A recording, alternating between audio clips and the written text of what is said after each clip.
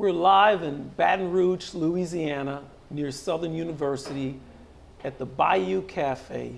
I'm sitting down with Mr. Bill Allen, and we're talking about Black Wall Street and now New Black Wall Street, the resurrection of making our own communities safe and decent places to live.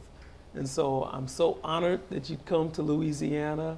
And I'm honored that you'd sit down with us, Cousin Bill. Welcome to Baton Rouge, and thank you for coming. How are you today? I'm great, and it's a delight to be here at the Bayou Cafe. And Mr. Brown and I had a great talk and talked about all the work that he has been doing over the years. And he was kind of explaining he's getting a little tired. I told him I know the feeling, but I encouraged him to keep on what he's doing, because that's exactly what I'm going to do, keep on trying to do. And so I thank you for the opportunity to come here and visit with you, and love the things that you're doing here, Louis, in the Baton Rouge area. Before we get started, I want to say on record that Cousin Bill Allen is my cousin.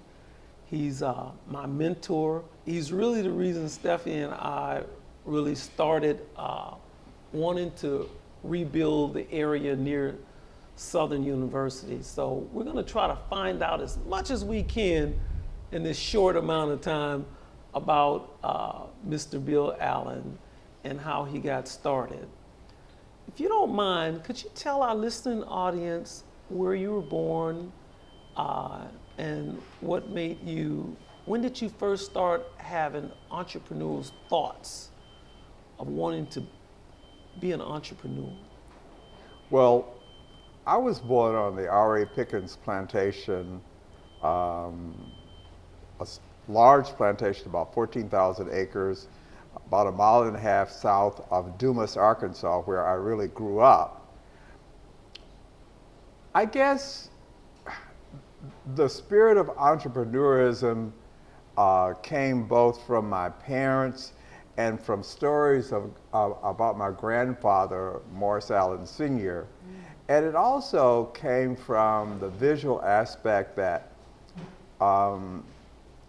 although my parents had just started in business in their mid-40s, and it was still a very new, struggling business, and so they had to work both as farmers as well as undertakers. And so I was inspired by that. But what I was really inspired by was every Sunday that I would go back to the plantation. That's where my church, Bethlehem Baptist at that time, was located. And I would see this huge mansion that was owned by the plantation owner. And just as a kid, I don't know at what age, I would secretly say to myself, one day I'm going to own a house just like that. And that dream was so enormous that for a black kid during the segregated era where everything was separate and separate drinking fountains, and for me to dream something of owning something like the wealthiest man for 100 miles around was just absolutely ridiculous. So I guess that's when the entrepreneurial thing kind of kicked in, but I just didn't know that the word was to be an entrepreneur. Yeah. It's so interesting because from the first time I laid eyes on you, and I'm usually a pretty vibey person, I picked up on your youthful, optimistic spirit that you could just do great things. Were you always an optimist? You know, I guess in some ways I was, but I officially became an optimist by joining the Optimist Club in the Wow. early 70s. And in fact, I was invited into the Civic Club, and a lot of the members were older black men who were of different successes, and we met every week, and we repeated the Optimist Creed.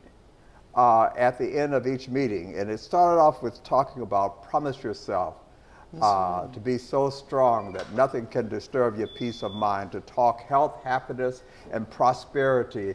And so I guess I really rediscovered that I'm an optimist. You know, entrepreneurs have to be optimists. Right. Entrepreneurs are risk takers, and I'm a risk taker. So, yeah, I guess I've been an optimist all my life. Right. I didn't know that I should not be optimistic. Right. And it just keeps you youthful, and it just seems like it just keeps you going, even despite the fact that you were born on this plantation. Now, you know as well as I, the Allens just keep coming back. They Exactly. keep coming back, no matter what happens.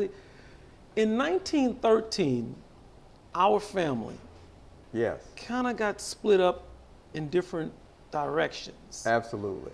Can you talk a little bit about what you know of what happened in 1913 to the Allens? And they were in Mississippi.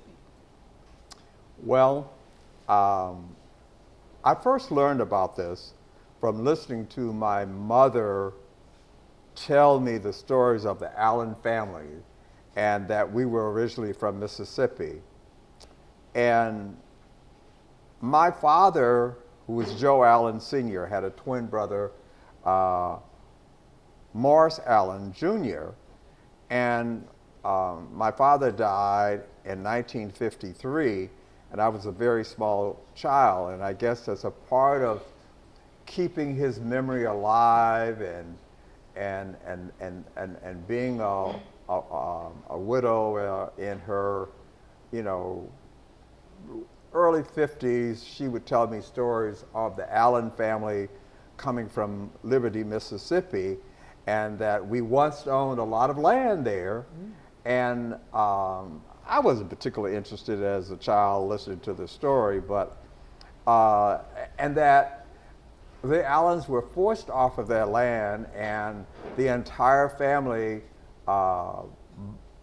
at that time, I've later discovered that my grandfather was actually 60 years of age in 1913 when they were forced to leave by mule and wagon at night for fear of being harmed in some way, perhaps hung for whatever took place when they were defending the land. And that's how the families got separated. And there were two of his daughters that remained in Mississippi, but the other 7 children, along with his, my father and his twin brother, who were 15 at the time, my grandfather had actually grandchildren older than his 2 youngest children. That's how I'm only 1 generation away from slavery. Wow. People find it hard to believe, but that's because I was a surprise child of my parents, and I guess my father was the surprise child of Morris Allen Sr. and Cassandra Allen, and they left, and that's how the families got separated. Wow. And only saw my 2 aunts once, and that was in 1953 when I was a small child. They got the word and came to my father's funeral, and the family was disconnected for more than another 40 years. Incredible, because I think that's real important, because your mother, Rebecca, she kept the story going. Right. And my grandmother, Elizabeth, it seems like these Allen women are like the queen of oral history, and it's a way that they can tell you stories that make you dream or think about the ancestors that were there before you. Well, you know, Louis, from what I can understand, this is like an African tradition to tell the story of the families and things that happen generations after generation after generation. And so, as I said, you know, I didn't think that much about it. In fact, I was rather bored of hearing these stories over and over again, as I'm sure my children and my grandchildren may be. But I think it's important that we do our job and tell them this story. Right. Because as they get older, They appreciate it. they will appreciate it. And I never saw myself as being the patriarch of the family. Right.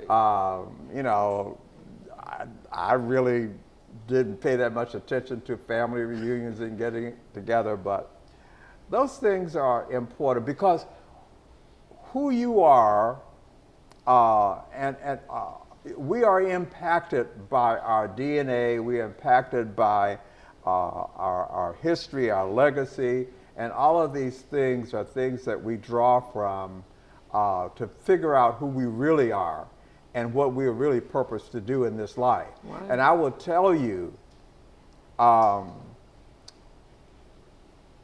many years later, when I started buying different properties and different things, I would often think about, okay, this is kind of payback to what happened to my grandfather.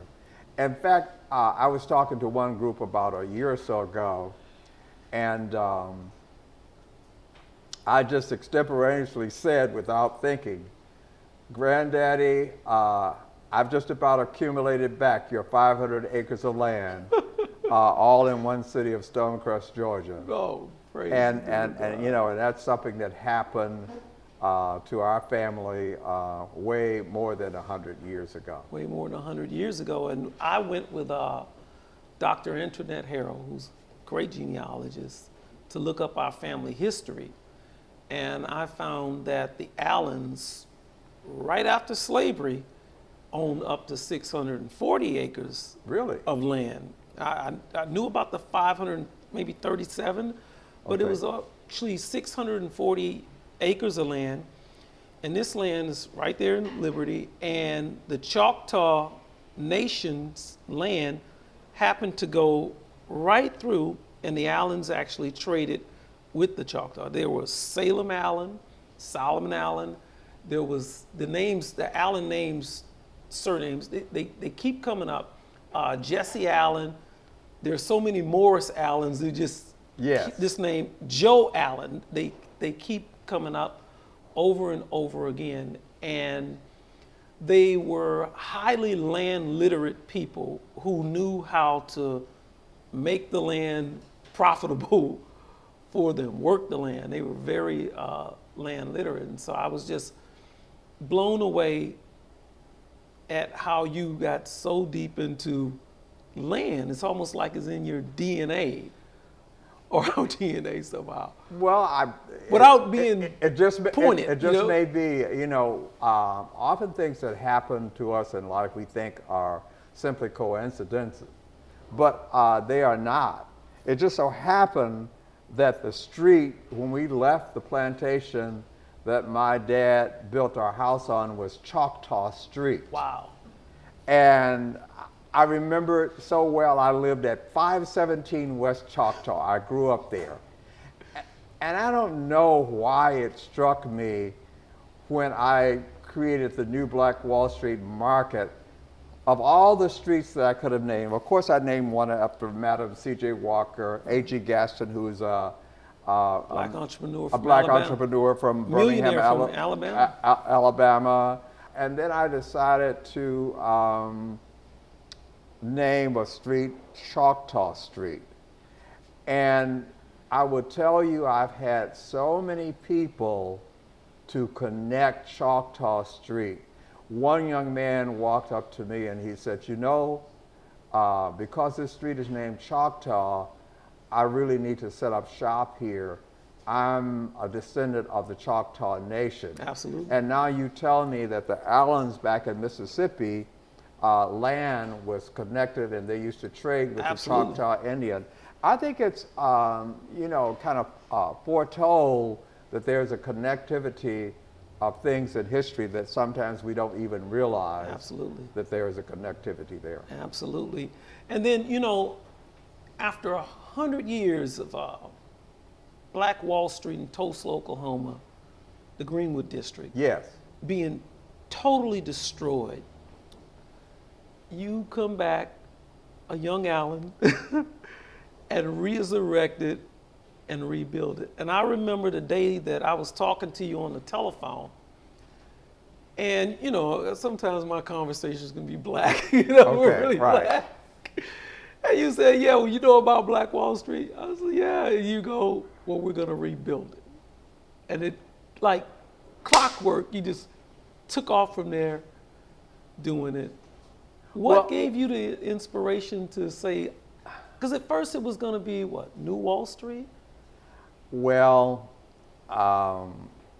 This is before Louis, George Floyd. that's kind of a story. I always wanted to do something to help increase the number and the size of minority and women-owned businesses, but it never crossed my mind to create a new Black Wall Street or anything. There was an opportunity to buy about 330 acres of land to go already with the 150 acres that I already had there. By the mall. Pardon? By the mall. By the mall, yeah, right on I-20. Most of it runs about a mile on a major U.S. highway. And I really, being an entrepreneur, was going to buy this land. It was a good price. I'm going to buy it. I'm going to flip it. There was nothing about building any Black Wall Street. Right. But as fate would have it, while I had the land under contract, had not purchased it, a documentary came on television about Tulsa. And I was reminded that I'd heard a little bit about Black Wall Street being in Tulsa, Oklahoma, but I really didn't know the history, as unfortunately most Black people do not know the history of it even today as we speak, and that's unfortunate. But when I heard what had happened in 1921, Memorial Day weekend, that a white mob came in and they burned it down, and they used the excuse that something had happened in the way of a rape that was supposedly taken place, on an attempted rape. But it really was more envy and jealousy, and several emotions came over me. I was angry, I was furious, and I started saying what usually people say: why don't somebody do something like this? Why hasn't it been rebuilt? It's been almost 100 years. That was like in 2018 when I was looking at doing this. That's right. And then the word came to me, unspoken: why don't you do something about it? What is your excuse? That's right. And once I got the bug, I decided I was going to do something about it. That's right. And then along came COVID. Oh, God. Well, when you talk about the tenacity of the Allens, that we don't give up, Right. I'm not going to let COVID stop me. That's right. And so I was able to take a building, 125,000 square feet on 13 acres of land that was a former Super Target building. I said, you know what, I'm going to build a prototype model of what the entire village will look like when I get around to figuring out how I'm going to get that done. Right. And that's kind of how I got started. And as you well know, because you were there, I wanted to commemorate in a positive way for the Black community of doing something about the problem, of bringing some solution to the problem, rather than just talk about what the problem was and is.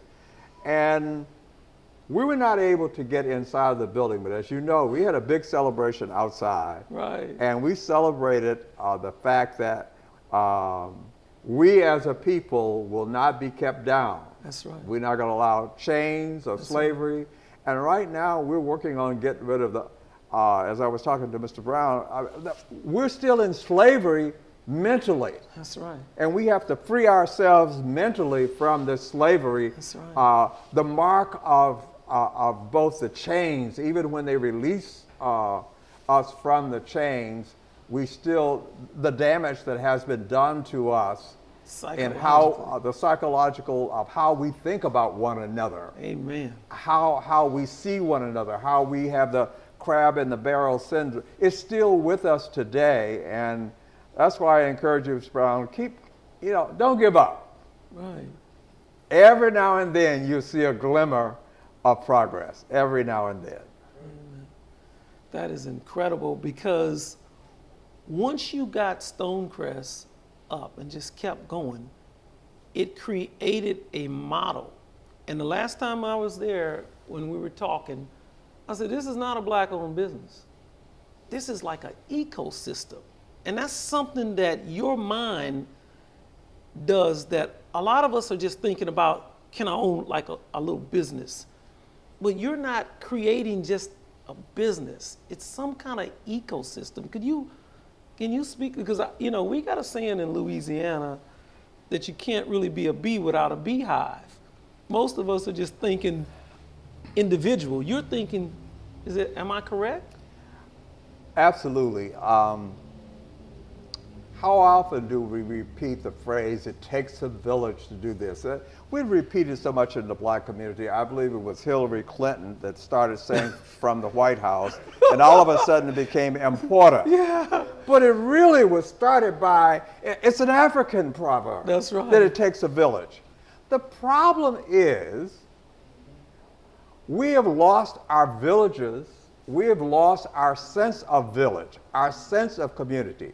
So we have to rebuild the villages. Right. So the ecosystem is one in which you build a system where there's a support situation.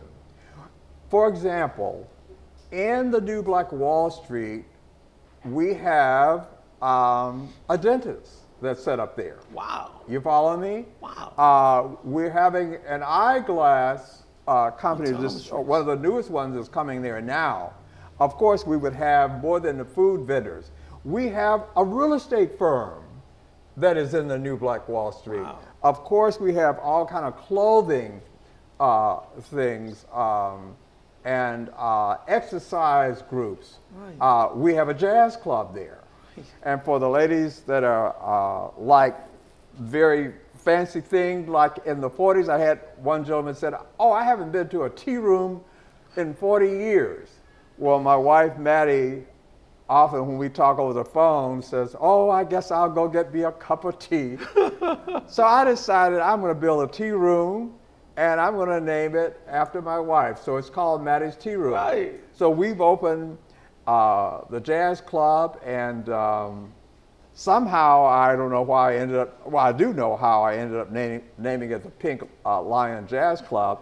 I happen to be looking for various pieces of lighting and furniture for the new Black Wall Street. And I went to Orlando, and they had these beautiful pink lions.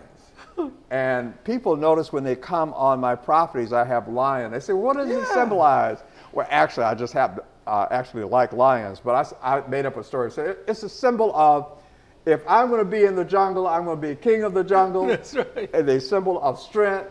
Right. And I thought about it, my mother was a strong black woman. Absolutely. And I'm married to a strong black woman. Absolutely. And they are lions, so I'm like, this is a pink lion. That's This right. is for strong black women. And so that's how the pink lion got its name. That's incredible. That's incredible. And the fact that you have been able to do so much, it seems to me that you're not driven by just individualism. For instance, you're an entrepreneur, but then you set up an entrepreneur school so that you could train others to do some of what you're already doing. How do you go from just being an entrepreneur to just saying, I'm going to create a whole school so that I can create a community of entrepreneurs? Well, Louis, I kind of answer that question by saying that God has a sense of humor, in the sense that, to be very honest, I did not start off my career of wanting to help the community, okay? I wanted to become a wealthy man. Okay.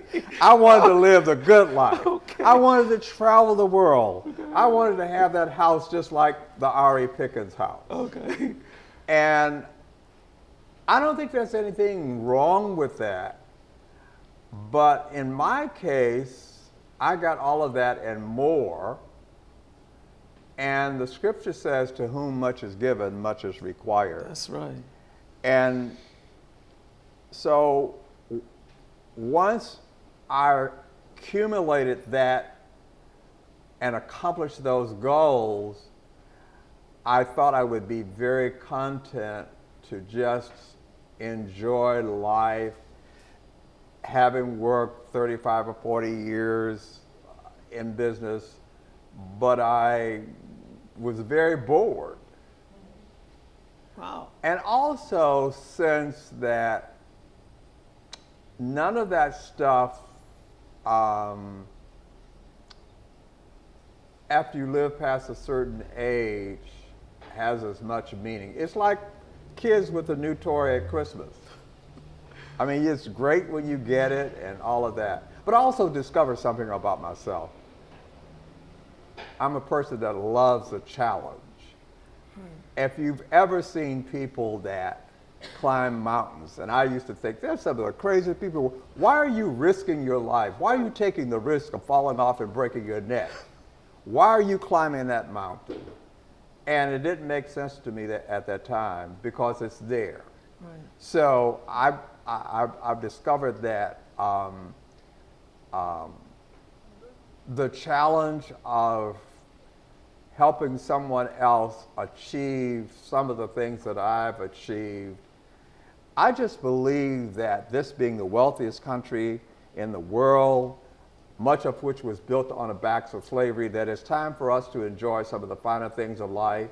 And the best way for us to do that is not by getting jobs. There's nothing wrong with jobs, but it's about ownership. Absolutely. It's about ownership, Yeah, ownership, ownership. That's it. And a lot of us, because of what happened in Tulsa and other places, Tulsa was just not the only Black Wall Street, but what happened, we've lost that generation of ownership within our community. Absolutely. And it's almost like trying to learn to teach us Chinese all over. Wow. And so somebody who has had some success owes the responsibility to bring along other young people who come from similar backgrounds.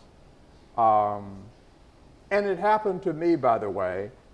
When I was in the 11th grade, I went to Atlanta, and I had never seen Black people be as progressive coming from the small town. It made an impact on me. So Right. I thought that by creating an institute, maybe if I could create a situation where young people of color would come there, it would impact their thinking the same way it has impacted me. And I think it's turned out very well. Absolutely. And that's how we got started Absolutely. in doing that.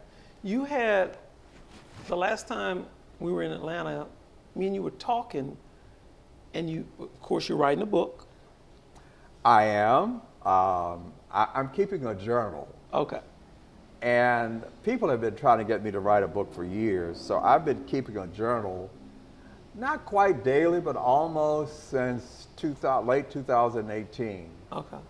And probably up to about, I don't know, 400 or 500 typewritten pages. Okay. Okay. And I was speaking with Sister Attorney Ada Gutley at the time, and I mentioned Allanism. Oh. You told me there were three things I can recall to: exposure, experience, and there was one other that young people need to have. Was it environment and DNA. Okay. We are products of those. We are impacted. The problem is we don't know how much our DNA impacts us, but it does have an impact. We have a saying that exposure expands expectation. Okay. So once you see something, you can never unsee it. I don't care how hard you try. In fact, the opposite happens. The more you try not to remember seeing it, the more you remember seeing it. That's true.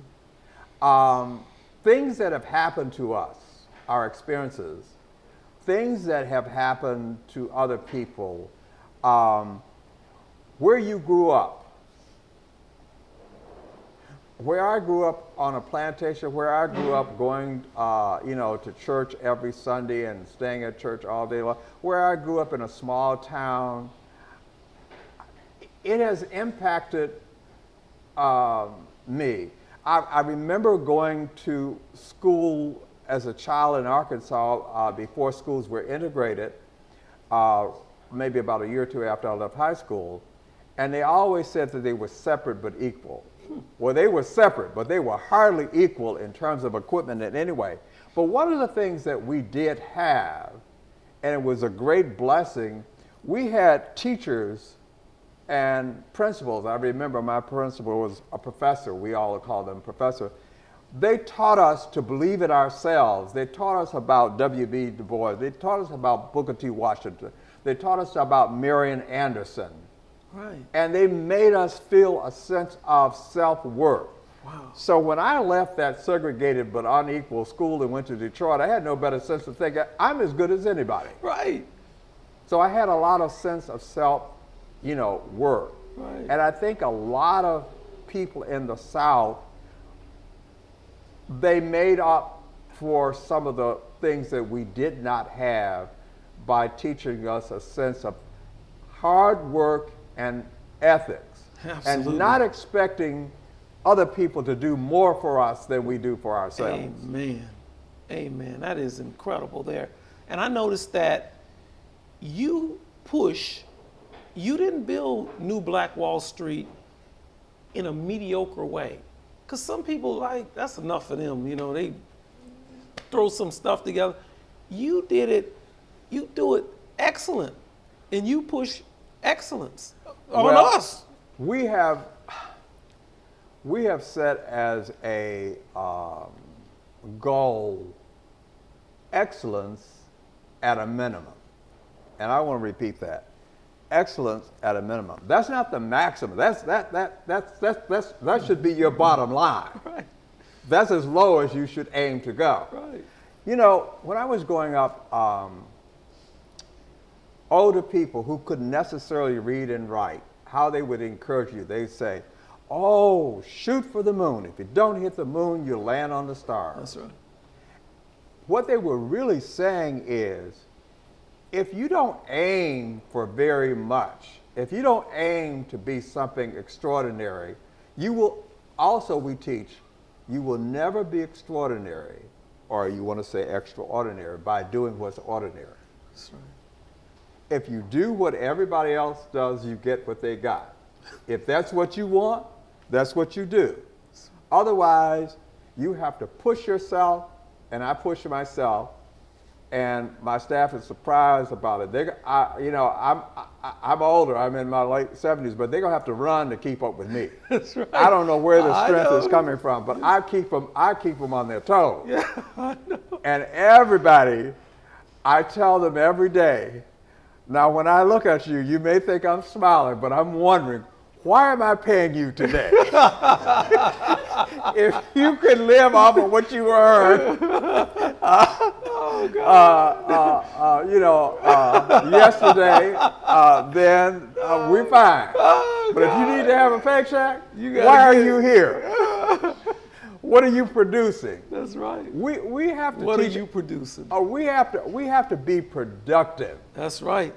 Productive, and then we should not demand more of others than we demand of ourselves. That's right.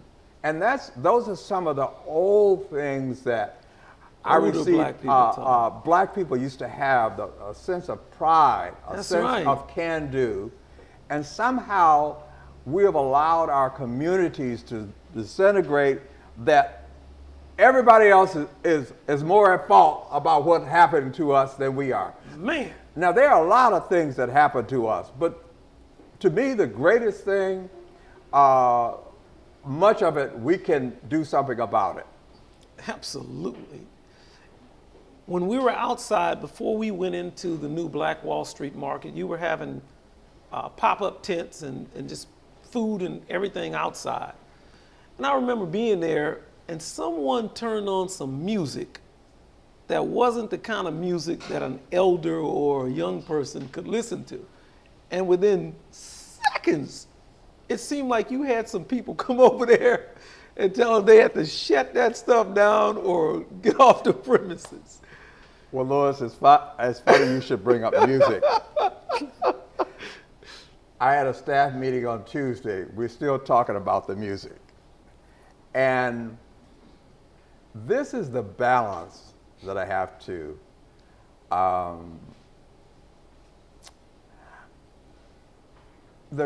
one of my greatest challenges is bridging the gap between the decency. older generation and the newer generation. So when my grandson Miles got in the car, I don't know why I say to my surprise, he says, "Oh, Papa, what kind of music you listen to?" I'm like, I don't know, what kind you listen to? And he turned on the radio, and I'm expecting him to go totally to hip hop. I'm like, oh, so you kind of, he said, I like a mix. And Okay. let me say this, the gap that we are still trying to bridge at New Black Wall Street, the village consists of young people, middle-aged people, and old people. How do we keep The cohesiveness. the cohesiveness? Right. So, as I said, without going into this deep discussion, because it's not resolved yet, but on this coming Saturday, we're having Greek Day at the New Black Wall Street Market, and I put a young man, 24 years of age, in charge. So he had this music right up front. As people walk in, it was a blasting, and I'm like, whoa, whoa, whoa, whoa, whoa. We've got last week complaints from the older people about the music was too loud and too this and too that and the other. So we finally settled on where to move the music. We couldn't cut the music out. Right. Because the young love it, people love it. And to give you an example, this past weekend, I had a group of young people ages 25 to 36, very smart, brilliant people, some of the most brilliant minds on the continent of Africa, through a program called the YALI program, which was started by President Obama, and they are sponsored through the State Department. And we had a DJ there. And they started playing African music. And the place just lit up, the vibe was there, and the whole market just went into like a tizzy. And I'm like, oh, don't let it be too long because we're going to run all of older people. But it moved it on. So it is still a challenge in dealing with the right music. But it's something that we have to blend together because we as a people, the older people are going to have to respect the younger people and new ideas. That's right. And not shut them out. Right. And the younger people, the younger people are going to have to learn to respect that the older people have experienced many of things in life. Right. And the Bible speaks of young men for war and old men for counsel. Absolutely. And so I think we can still work on that respect. Yes, sir.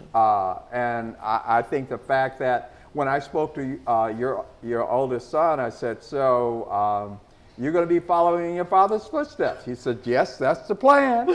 See, I mean, it's interesting. So what you do with young people impacts them. Yeah. And that's one of the main reasons why I wanted to make this trip today, because I really wanted my grandchildren to understand a number of things about where they come from. Absolutely. That's a part of the DNA. Right. You know, that's a part of... and also, it's a different world from where they are now. And I think it's important that they understand the history of their family.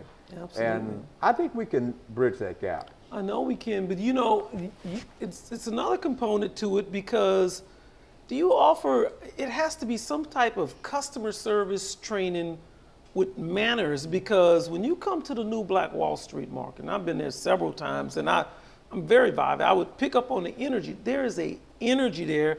I thought it was the day after the Million Man March or something, to where they're so kind and everybody. It's almost like a family reunion or something when you go there. The way they treat you there. Are you training people in customer service? Absolutely. One of the that's an important element.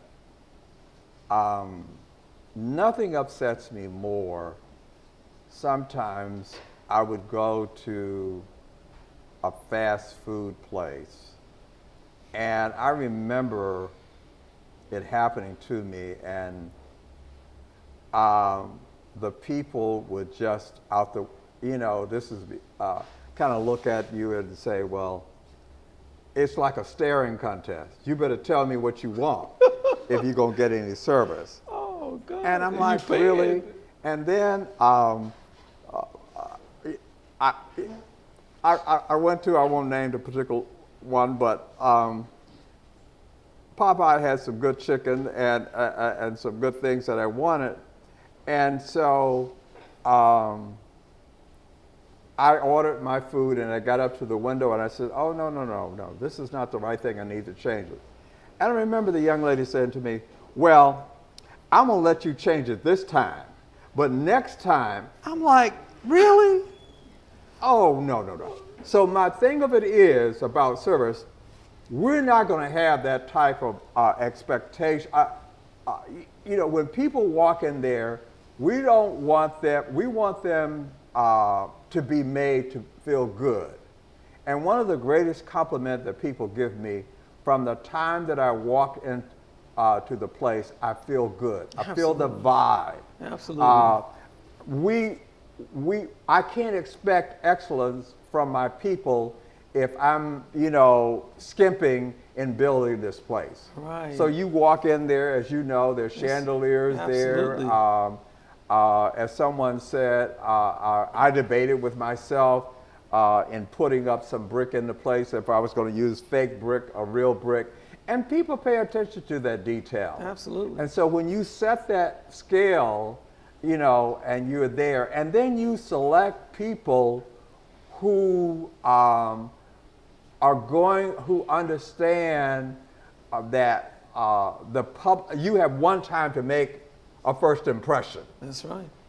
So we have to get this right, and that's my sermon, including at our staff meeting last Tuesday. I said, we've got one time to keep building this new Black Wall Street, and people want people to say they're going to come back.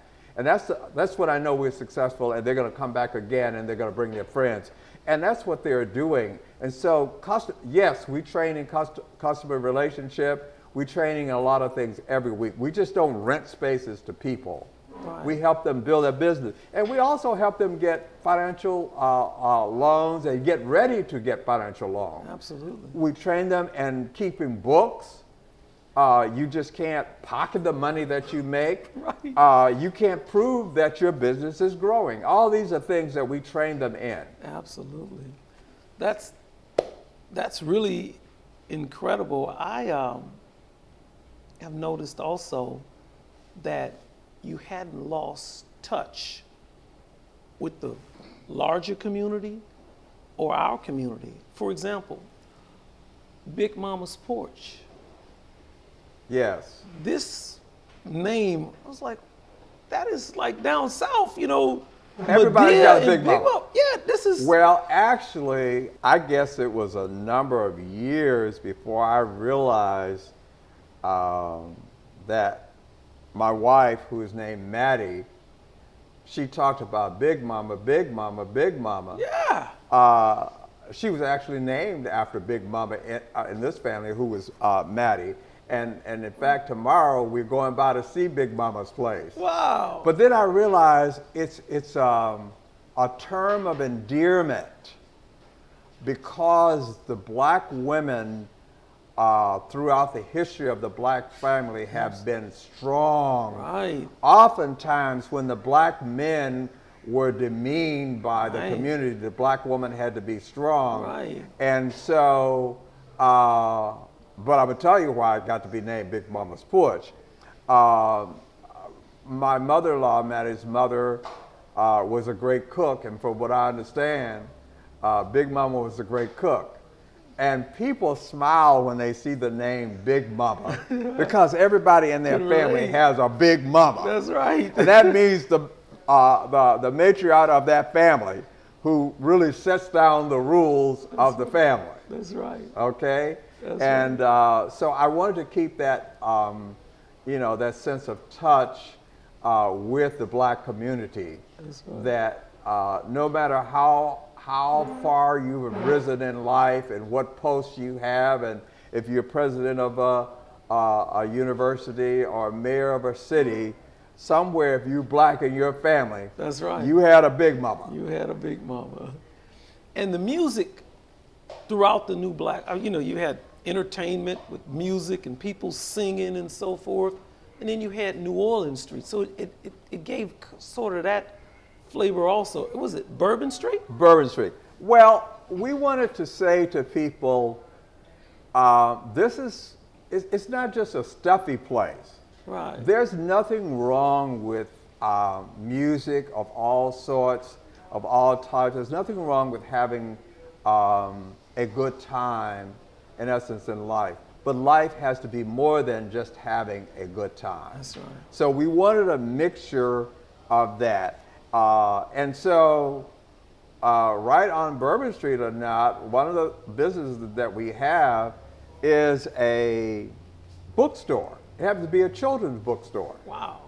And when they first came and said they were going to put a children's bookstore in the market, I'm like, well, I don't know how this is going to work. It's one of the most successful businesses Wow.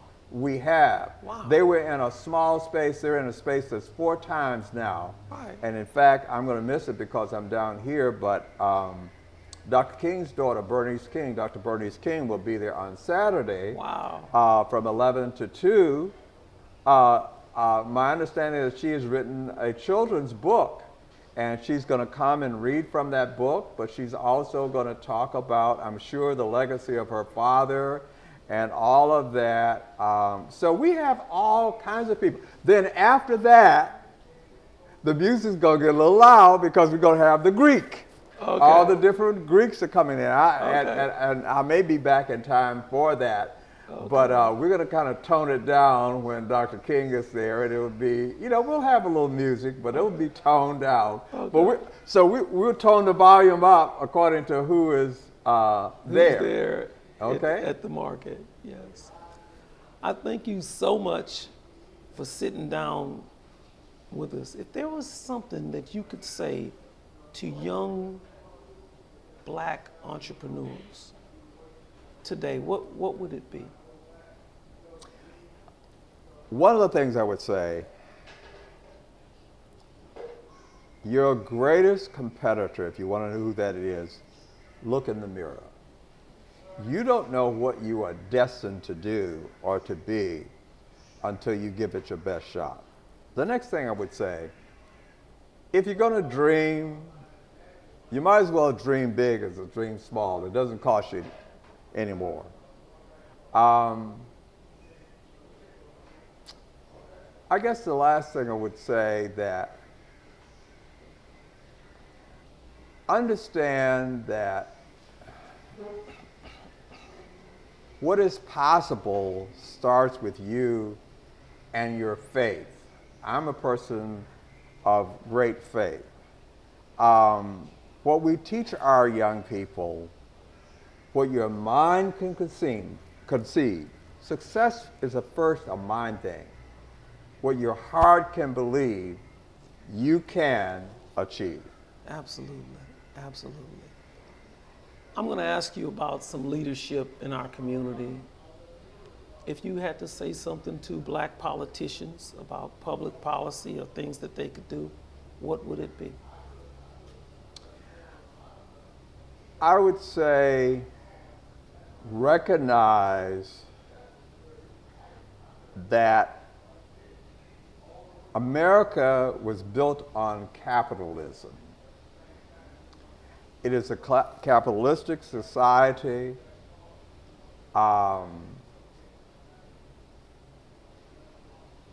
And to me, more of the world is following in the footsteps, and they idolize the United States, even those countries who don't like our policies, like the fact that we are the wealthiest country in the world. I would say, especially to our minority politicians, read the signs that I put up at New Black Wall Street. One is ownership, ownership, ownership. Right. I told a group of politicians, you all been preaching jobs, jobs, jobs. It's time to change that conversation. somebody telling you need a job is like telling you need to breathe. It's automatic. Your Right. pocketbook will tell you need it.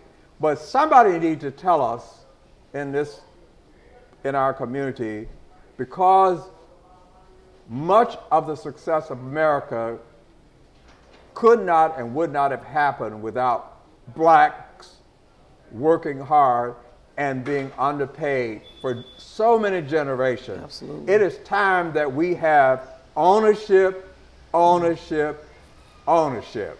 And so when you are legislating, make sure that you're legislating things that is going to bring more ownership within our black communities. Absolutely.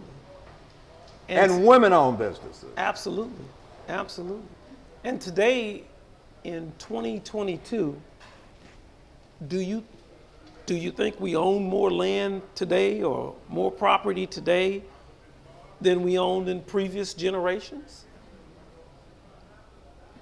Well, I don't have the facts to support it, but I suspect that it's far less. Right.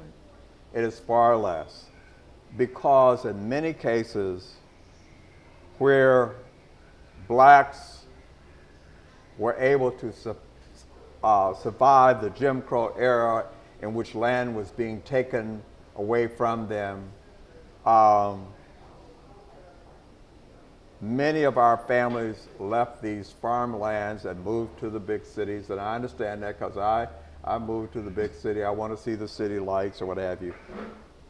But literally hundreds of thousands of acres of land that were once owned by black people were left or sold for taxes or what have you, because the family had no real interest in holding on that land. So I would suspect that we are, while we may be more sophisticated in our, quote, black-owned businesses, the truth of the matter is many of our black-owned businesses only have one employee, and that's the person who owns it. Wow. And Say that again, Cousin They Bill. only have one employee. Wow. I mean, and so we really have to work hard to, that's why my mission is not only to increase the number, but the size. That's right. In other words, I want those one employee businesses get up to 2 or 3 employees. Yeah, You really. follow me? Really. And we will solve some of the problems that we talk about, unemployment or underemployment within our communities, from within by increasing the size of our businesses where we employ more people. Right. You know, one of the things I'm most proud of, and I didn't go in business to do this, but when our businesses were at its peak, we were employing almost 1,000 people in the 7 states or 22 cities that we were operating in. Wow. And so I think that we can do a lot through our political people to understand that some of the ideas that are sometimes left to the opposite party or the Republican Party are not all bad. Embrace those ideas that will benefit the total community in moving forward in its ownership of properties. Absolutely. And businesses. Absolutely.